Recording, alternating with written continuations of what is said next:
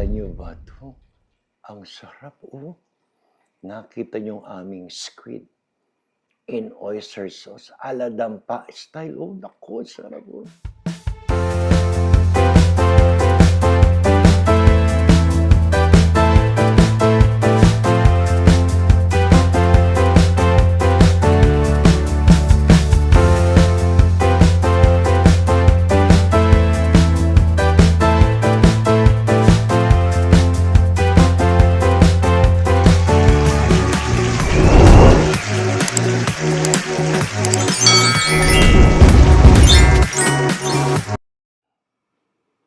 Magandang araw na naman sa inyong lahat. Ito na naman si Mambong. Tayo po'y magluluto na naman.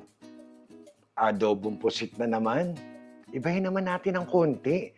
Pero ngayon, pusit pa rin ang ating iluluto. Medyo na-miss ko yung mga time ko nung araw nung ako'y nagtatrabaho sa Heritage Hotel, sa CF Heritage. Napakalapit ng Dampa Seafood sa amin. Papunta ka na ng Parañaque, 10 minutes, nandun ka na. So, yun ang lulutuin natin ngayon, yung pusit ala dampa style. Ito, pwede nyo gawin to kahit sa mga maliliit na pusit, malaking pusit. Pwede nyo rin gawin to sa hipon. Ganitong klaseng luto, pwede rin sa crabs. Crabs in oyster sauce, may konting yung green onion, panalo to. Ang nadali kong pusit. Ito medyo malaki. Ito yung iniihaw kong pusit. 4 ang binili ko. Pero ngayon, ang lulutuin ko, in oyster sauce, 2 lang. Para tong 2 ito, iihaw ko. Gusto ng mga bata yan. Ganitong kalaki po. Ayan ang ganyang kalaki. Yung pusit na pinaghiwa-hiwa ko. Ito yung kanyang mga galamay, oh. Galamay, laki, oh. Ito, titiplahan ko, iihaw natin. Panalo yan. So ngayon, yung aking gagawing in oyster sauce, nagayat ko na. Actually, yung parang brown na film sa labas ng pusit, tinanggal ko rin para nakagawian ko lang. Pwede nyo rin hindi tanggalin. Ayan na, oh. Ganyang kalaki mga bilog niya, oh. Ayan, sarap, oh. Ito, ibablanch muna natin ng konti sa hot water para wag siyang ma-overcook. Pakita ko sa inyo kung paano estilo ko pag ako'y nagbablanch ng pusit. So ito, tingnan natin. O yan, medyo mainit na, medyo kumukulo na. Ito, ang style nito, titimplahan na agad natin para yung ating pusit okay na agad. So, ito, lalagyan ko to ng 2 laurel. Ayan, ha. Tatalab sa pusit yan. Ang sarap in oyster sauce ng ating pusit pag yung lasang-lasa yung luya. So dito pa lang, ayan na, nilagyan ko na ng luya. Ano ang timpla natin ito? Ano lang, konting salt. Tansyahin nyo na lang, ay namang masobran. Siguro mga 1 teaspoon lang, ayan. 1 teaspoon kasi lalagyan ko rin. Gusto ko medyo malilamnam na agad yung pagkaka-blanch ng ating pusit. Kaya lalagyan ko rin ng konting garlic salt. Ayan. Yan naman puro available sa ating kusina. Wala pang 1 teaspoon yan. Okay. So, konting pepper. Para at least naka-head start na yung ating pusit. Saka natin isa-set aside yan eh. Yan. Maganda yung pag kumukulo na talaga, sabay lubog agad ng ating pusit. Pero mga lang yan, 1 minute or maybe less than.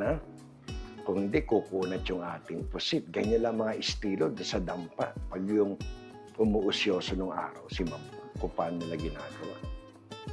So, patalabin lang natin to sa ating tubig. Then, eto, ibablanch na natin. Pakikita ko sa inyo, Naamoy ko na yung luya. Ang bango, saka yung laurel. Ito, kulong-kulo na, oh. Yan. Bablanch na natin ngayon. Paghulog yun ito, halos papatay na agad natin. Ayaw natin ma-overcook to, So, eto. Amoy ko na, kumatas na yung ating luya, yung ating laurel. Isang ano lang to, Ayan na. Okay, lagay natin dito. mabilis lang to. Konting halo lang to. Ayan eh, oh. Papatayin ko na agad to. Ayan na. Alam nyo, yung iba, ilalagay pa to dun sa may yelo na tubig or ano. Ito naman eh, sandali-sandali ko lang inano. Ayan. Okay na to. Hahanguin na natin to kasi mamaya, igigisa natin doon sa ating special sauce na parang dampa style. So, hango lang. Pagkahango nyo, ayun o, 30 seconds lang yata, ano? O, ayun o. Kanyang kaganda yan, no? Tanggalan lansa, tumalab yung ating mga medyo pang seasoning. So, pagbalik ko, magluluto na tayo. Ito na uli ang ating kawali. Ito yung ating na-blanch na pusit. Ayan. Ready na yan, ha? Ang bilis, parang 30 seconds. Naglagay na ako ng parang 1.5 tablespoon lang na mantika. Baka 1 tablespoon nga lang yan, eh. Lagyan natin ng konting linamnam. Lagyan uli natin siya ng I cannot believe it's butter. Ayan. Siguro mga lang, konti lang itong iluluto natin. Mga 1 tablespoon lang na. Magkaroon lang ng konting linamnam. Lagyan natin dito. Ayan.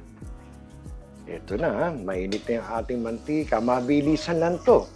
Kung gano'ng kabilis iluto to, gano'ng kabilis kainin. Lagay natin itong ating bawang. Ito siguro to mga 1/4 cup na bawang. Ito muna ang uunahin natin. Itong style dito. Kasi pag sinerve to, gusto ninyo. Yung inyong sibuyas, green onion, yung bell pepper, talagang sariwa ang dating. Oh, yan na, nakita niyo naman yung ating mantika. Ha? Parang 1 tablespoon na mantika. Ay, natin mamantika naman. Ayan na, medyo ibabrown na natin ng konti ito. Golden brown, huwag masobrahan at may iba yung lasa. Alam nyo, bago to mag-golden brown, lalagay ko na itong luya. Itong luya ko ay konti lang naman. Kasi magpapasarap dyan. Yung lasa ng luya with oyster sauce. At tanggal ang lansa ng ating pusit. So, ayan na, alam nyo naman ang luya. Medyo bago kumatas yan. Ayan.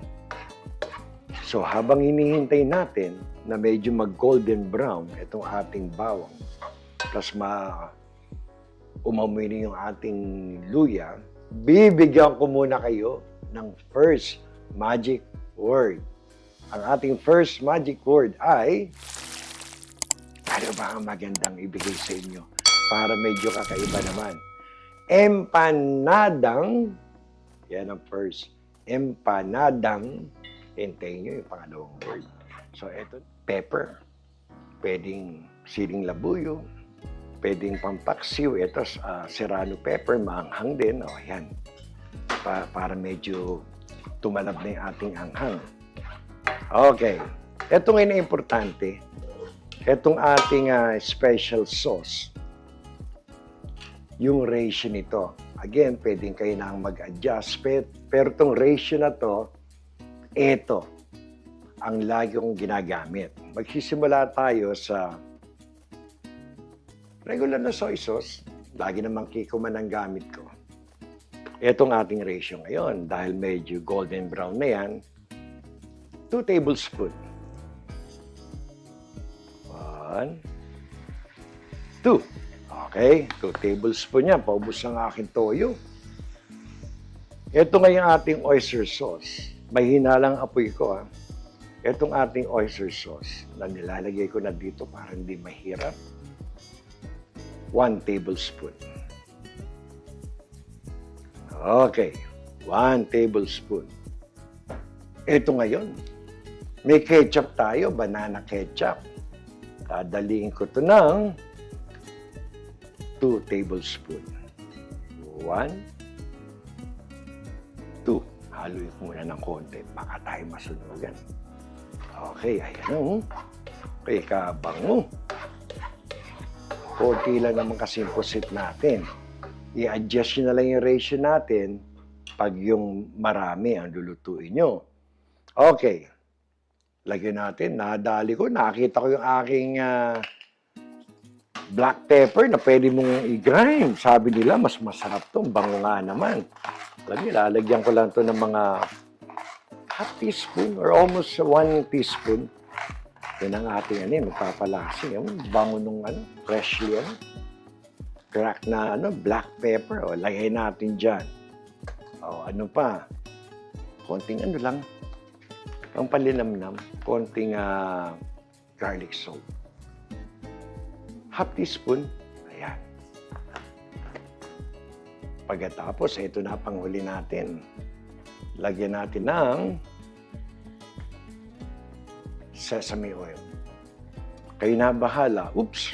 Parang half half teaspoon. So, halo ulit kasi baka masunog. Lalagyan natin na ng konting sabaw to. Kasi may ilalagay pa tayo dito. Pwedeng gamitin ninyo yung 1 cup lang. Yung inyong pinang blanch dun sa pusit. Ako, ito na lang, tubig na lang. Bango nung sesame oil. By the way, may nagpapa-shout out sa akin. Alam nyo, itong aking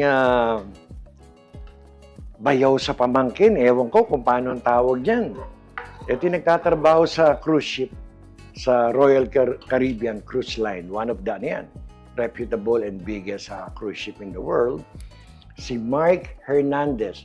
Shout out sa iyo, Mark Hernandez, sa iyong mga kasamahan, sa iyong mga katropa, dahil ang aking tatay ay dati rin po nagtatrabaho sa Royal Caribbean Cruise Line. Shout out sa iyo, lagi kang mag-iingat. So eto na, pakukulin lang natin to.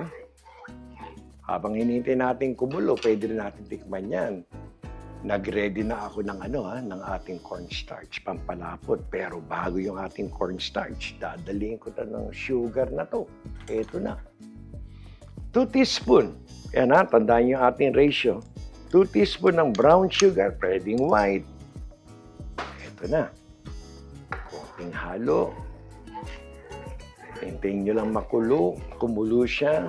Then sunod-sunod natin, babalik na natin yung ating pusit. Takpo muna natin, pakuluin natin.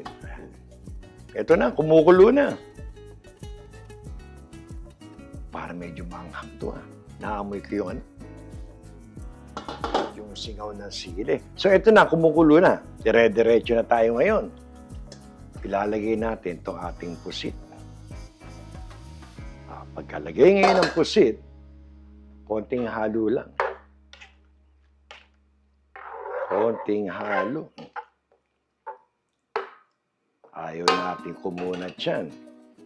Pakulo na yan, saka ko lang ilalagay yung sibuyas para pag sinerve sa inyo, ang ganda ng sibuyas, fresh pa. Kalahati lang nito. Siguro, this is about half cup. Dagdagan ko pa ng konti. Ayan na. Ayoko ilahat, baka puro sibuyas naman. Ito, lalagay ko na rin itong ating bell pepper na green. Wala akong pula, naubusan. So, dyan muna, green muna. Alam nyo, pagkahalo lang ng konti nito, palalaputin na to.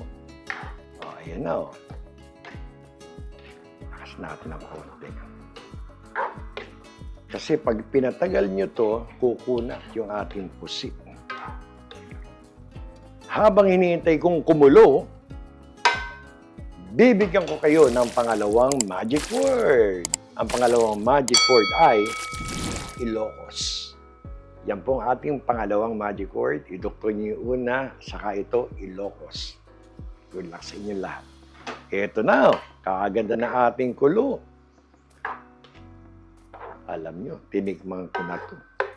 Yung ratio na sinasabi ko sa inyo, panalo. Okay, palalaputin ko muna bago ko ilagay yung ating ating green onions. Ito lang naman to. 2 teaspoon na cornstarch. Tignan natin. Baka mabuo. Anin ko ng konti. Ayan. Tingnan nyo lang kung ano yung magagamit nyo. Hindi na ako nakakatakot. Nasa inyo yan kung ano yung klaseng lapot na gusto ninyo. Ang ganda ng lapot, oh. Ang bango. Konti pa ba? Konti pa ba? Konti pa. Konting-konti lang. Konting-konti. Ayan, lagay natin dito yan. Ayan. Panalo na. Panalo. Amoy ko bigla yung sibuyas. Ayan, oh. Ayan. Lalapot pa ng konti.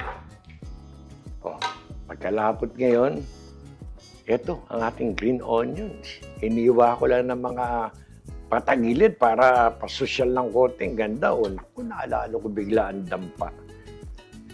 Ganyan karami yan. Ganda. Lumalasa yan. Tamis niyan. Alam niyo, papatayin ko na to. Hahaluin lang muna natin. Ayan, pinatay ko na. Ha?